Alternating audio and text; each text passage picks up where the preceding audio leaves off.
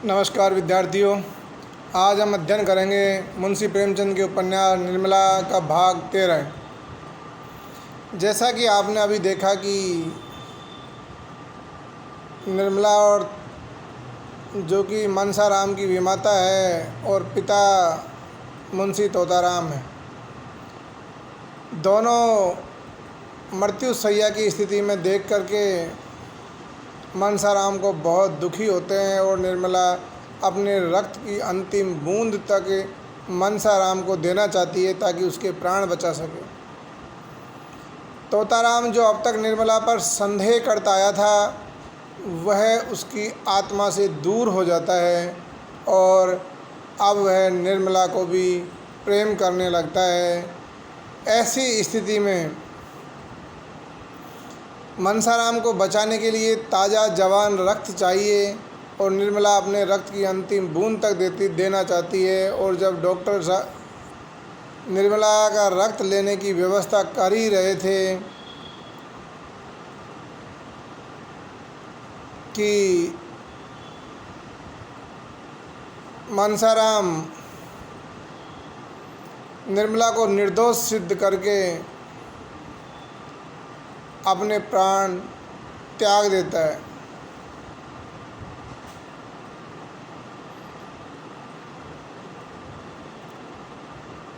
जहाँ उनकी मनसाराम के कमरे की ओर जाते ही उनका हृदय टूक टूक हो जाता था, अब मनसाराम की मृत्यु हो जाने पर तोताराम बहुत दुखी रहने लगता है।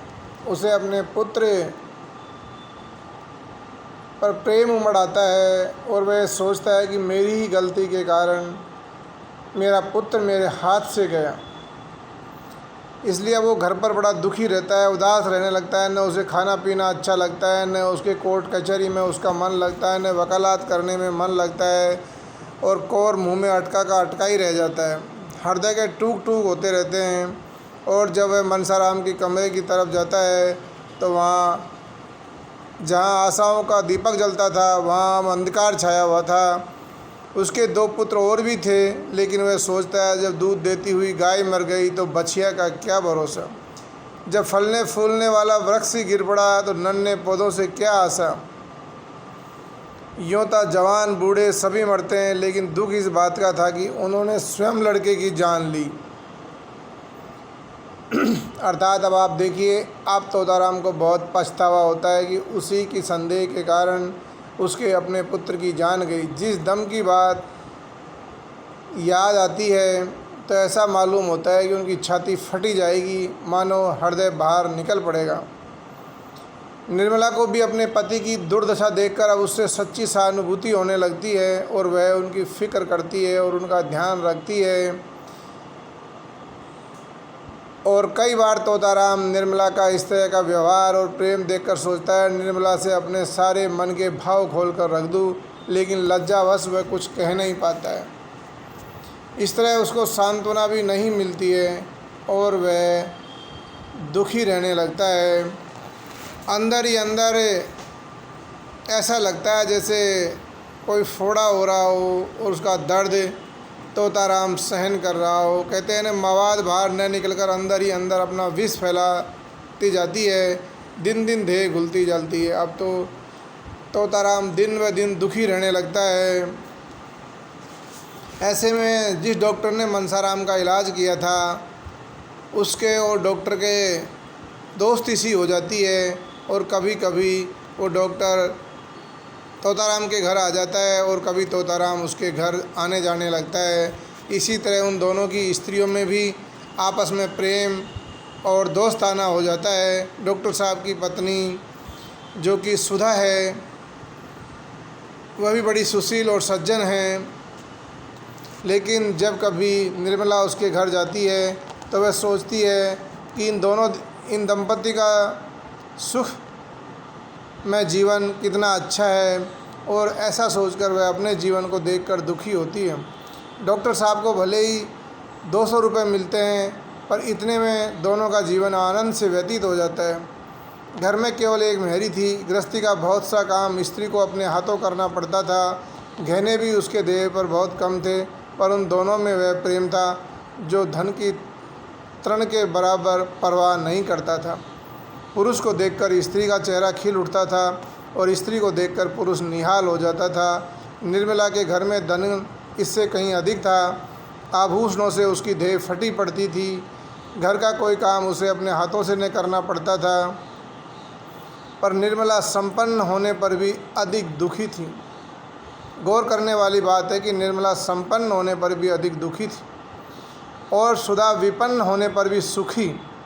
सुधा के पास कोई ऐसी वस्तु थी जो निर्मला के पास न थी, जिसके सामने उसे अपना वैभव तुच्छ जान पड़ता था। यहाँ तक कि वह सुधा के घर गहने पहनकर जाते भी शर्माती थी। यहाँ देखिए, खुद निर्मला अपने शब्दों में कहती है कि सुधा के पास कोई ऐसी वस्तु थी जो निर्मला के पास नहीं थी। धन और वैभव में निर्मला सुधा से बहुत ऊपर थी। फिर भी डॉक्टर और सुधा का जीवन बड़ा सुखमय था, क्योंकि सुधा के पास एक ऐसी वस्तु थी जो निर्मला को अंदर ही अंदर कचोटती है। अब ये क्या थी, आप समझ रहे हो कि निर्मला और मुंशी जी दोनों का अनमेल विवाह था। निर्मला की उम्र 16, 17, 18 साल की थी। उधर मुंशी जी 45-50 के आसपास थे। इतना अंतर उम्र का होना कभी भी दोनों में हृदय से प्रेम नहीं होने देता है। इधर सुधा और डॉक्टर का विवाह हमसिन उम्र का था, तो दोनों का जीवन बड़ा सुखमय व्यतीत होता है। यहाँ प्रेमचंद जो इस उपन्यास का लेखक है, वह हमें एक प्रेरणा भी देना चाहते हैं कि जीवन अभावों में भी, कम पैसे में भी सुखमय गुजारा जा सकता है, लेकिन दाम्पत्य जीवन जोड़ का होना चाहिए। एक दिन निर्मला डॉक्टर साहब के घर आई तो उसे बहुत उदास देखकर सुधा ने पूछा, बहन आज बहुत उदास हो, वकील साहब की तबीयत अच्छी नहीं है। निर्मला कहती है कि पता नहीं ईश्वर को क्या मंजूर है, आजकल तो वो ठीक नहीं रहते हैं। सुधा उन्हें सलाह भी देती है कि कहीं न कहीं आप लोग घूमने चले जाओ, जिससे आपकी जलवायु बदल जाएगी और डॉक्टर साहब ठीक हो जाएंगे। इस तरह से दोनों में सहेलियाँ आपस में चर्चा करती हैं। फिर वो कहती है कि अब तो घूमने भी नहीं जा सकती, तेरा 8वां महीना चल रहा है। अर्थात निर्मला के गर्भ में बच्चा है और वो 8 महीने का हो चुका है, इसलिए वो कहीं घूमने भी नहीं जानी चाहती है। ऐसे में वो बहुत दुखी रहती है और कहते हैं कि न चाहते हुए भी मेरे सर ये बला पड़ी है। विवाह के 1 महीने पहले पिताजी का देहांत हो गया था। उनके मरते ही मेरे शनिचर सवार हो गया। जहाँ पहले विवाह की बातचीत पक्की हुई थी, उन लोगों ने आंखें फेर ली। बेचारी अम्मा को हार कर मेरा विवाह यहाँ करना पड़ा। अब छोटी बहन का विवाह होने वाला है, देखें उसकी नाव किस गांठ बैठती है। अब देखिए, निर्मला को एक और चिंता सता रही है कि गरीबी के कारण मेरा विवाह तो इस वृद्ध से हो ही गया, अब मेरी छोटी बहन और है, उसका विवाह भी पता नहीं किससे होगा, कैसी स्थिति में रहेगी। माँ के पास ज़्यादा कुछ पैसा भी नहीं है। ऐसी बातचीत करते करते सुधा और निर्मला आपस में एक दूसरे की बातें पूछती है। सुधा पूछती है कि तेरा विवाह कहाँ तय हुआ था। निर्मला बता देती है कि लखनऊ में सिन्हा परिवार के यहाँ हुआ था। सुधा बातों ही बातों में सब कुछ समझ जाती है कि मेरे ही पति के साथ इसका विवाह तय हुआ था और इन्होंने दहेज के लोभ के कारण इनसे यहाँ विवाह तोड़ दिया। जब उसका पति सुधा का घर लौट कर आता है तो सुधा उससे गुस्से में है और खरी खरी सुनाने के मूड में है। वह कहती है,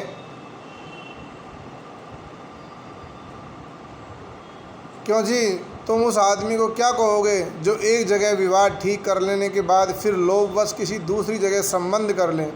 डॉक्टर सिन्हा ने स्त्री की ओर कुतूहल से देखकर कहा, ऐसा नहीं करना चाहिए। और क्या सुधा, यह क्यों नहीं कहते कि ये घोर नीचता है। अर्थात सुधा की नज़र में देखिए यहाँ दहेज के लालचियों के लिए क्या शब्द हैं कि ये घोर नीचता है, पहले सिरे का कमीनापन है। सिन्हा, हाँ कहने को तो मैं भी इससे इनकार नहीं कर सकता। सुधा, किसका अपराध बड़ा है, वर का या वर के पिता का? सिन्हा कहता है जैसी स्थिति हो, अगर वह पिता के अधीन है तो पिता का ही अपराध होगा। सुधा, अधीन होने पर क्या जवान आदमी का अपना कोई कर्तव्य नहीं है? यहाँ देखिए लेखक सुधा के शब्दों में एक आज के युवाओं को एक नई प्रेरणा देता है कि युवक भी पढ़ा लिखा होता है आज का, उसे समय की बुराइयों के खिलाफ खड़ा होना चाहिए। और सुधा यहीं ये बात कहती है कि अधीन होने पर भी क्या जवान आदमी का अपना कोई कर्तव्य नहीं है? अगर उसे अपने लिए नए कोट की ज़रूरत हो तो वह रोध होकर कैसे अपने पिता को मना ही लेता है। क्या ऐसे महत्व के विषय पर उसे अपने पिता के कानों तक आवाज़ नहीं उठानी चाहिए?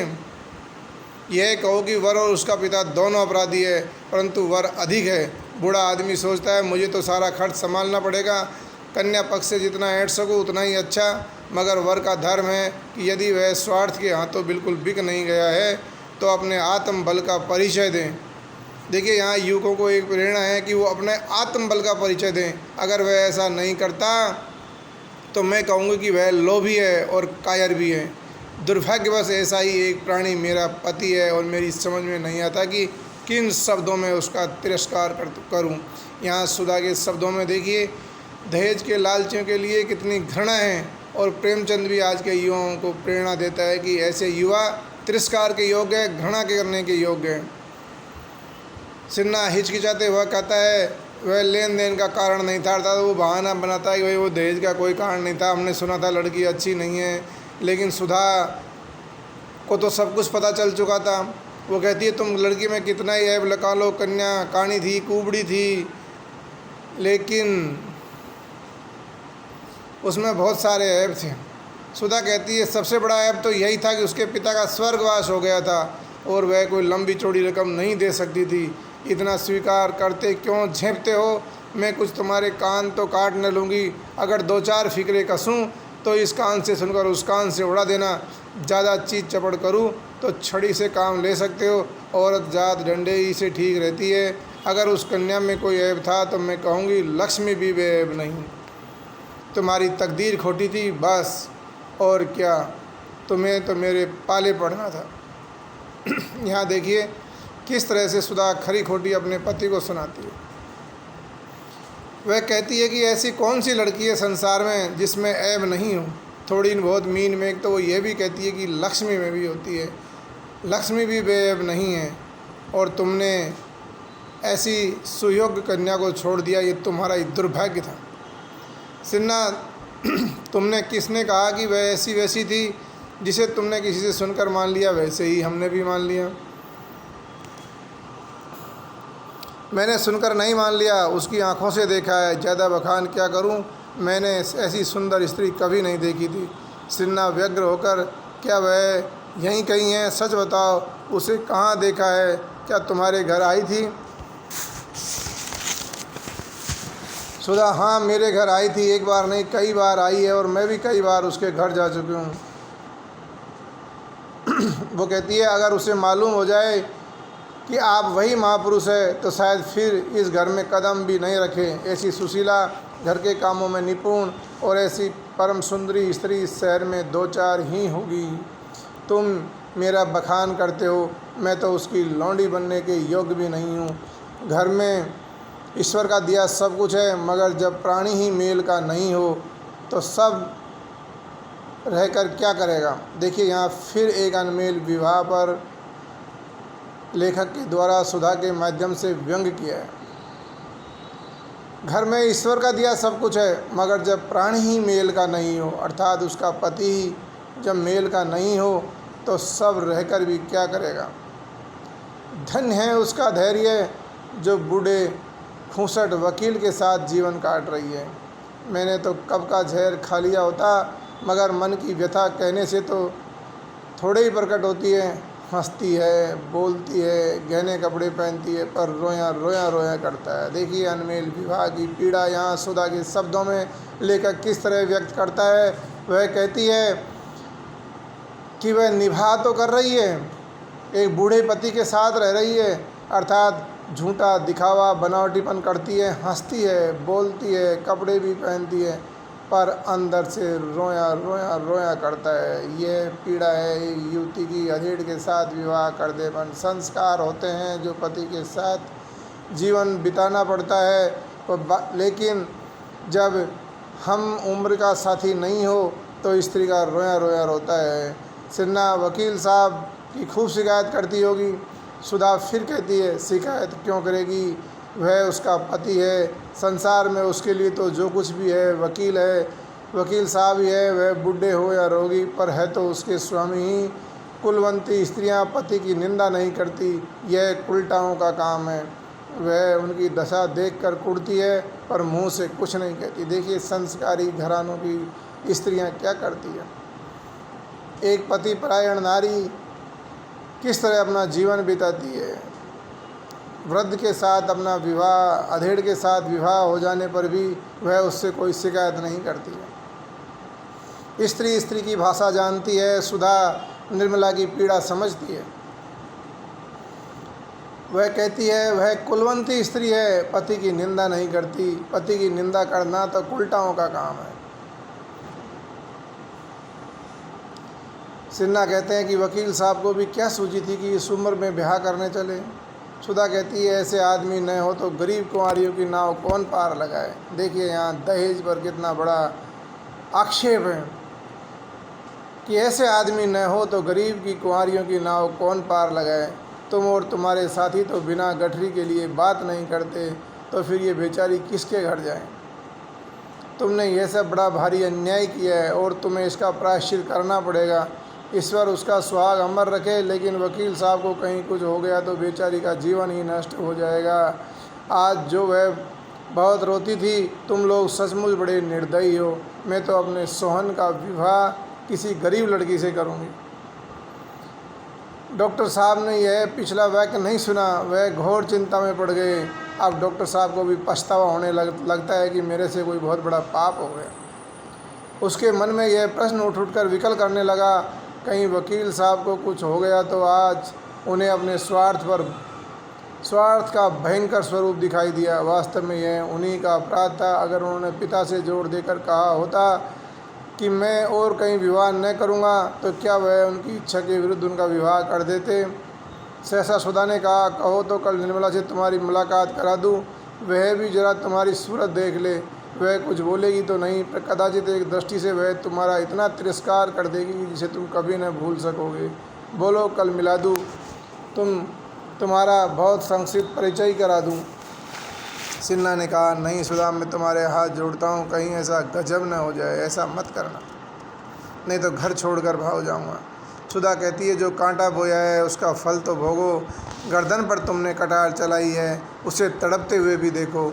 देखिए यहाँ पीड़ा देखिए, एक स्त्री की पीड़ा किस तरह व्यक्त कर रही है कि तुमने उसके गर्दन पर कटार चलाई है तो उसे तड़पते हुए भी देखो। मेरे दादाजी ने 5,000 दिए ना, अभी छोटे भाई के विवाह में 5-6 हज़ार और मिल जाएंगे, फिर तुम्हारे बराबर धनी संसार में कोई नहीं रहेगा। देखिए दहेज पर फिर व्यंग कसा है। यहाँ सुधा ने बाप रे बाप 11,000 उठा कर रखने लगे तो महीनों लग जाएं। अगर लड़के उड़ाने लगे तो पीढ़ियों तक चले। कहीं से बात हो रही है या नहीं। अर्थात यहाँ डॉक्टर का छोटा भाई है, उसके लिए कहे तुम्हारे भाई के लिए भी इस तरह की कोई व्यवस्था कर रहे होंगे। इस प्रयास में डॉक्टर साहब इतना झेपे कि सिर तक न उठा सके। उनका सारा वाक चातुर्य गायब हो गया। नन्हा सा मुँह निकल आया, मानो मार पड़ गई हो। इसी वक्त किसी ने डॉक्टर साहब को बाहर से पुकारा। बेचारे जान लेकर भागे। स्त्री कितनी प्रयास कुशल होती है, इसका आज परिचय मिला। रात को डॉक्टर साहब शयन करते हुए सुधा से बोले, निर्मला की तो कोई बहन है न। सुधा, हाँ, आज उनकी चर्चा तो करती थी। उसकी चिंता अभी से सवार हो रही है। अपने ऊपर जो कुछ बीतना था बीत चुका। बहन की फिक्र पड़ी हुई है। माँ के पास तो और कुछ नहीं रहा। मजबूरन किसी ऐसे ही बूढ़े बाबा के गले में वह भी मर दी जाएगी। सिन्हा, निर्मला तो अपनी माँ की मदद कर सकती है। सुधा तीक्ष्ण स्वर में, तुम भी कभी कभी बिल्कुल बेसिर पैर की बातें करने लगते हो। निर्मला बहुत करेगी तो 200-400 रुपये की मदद करेगी। देखिए यहाँ पितृ प्रधान समाज में स्त्री चाहकर भी अपने सगे संबंधियों की मदद नहीं कर सकती।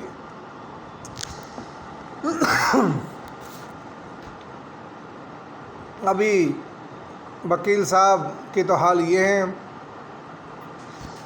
उन्हें अभी पहाड़ सी उम्र काटनी है, फिर कौन जाने उसके घर का क्या हाल हो।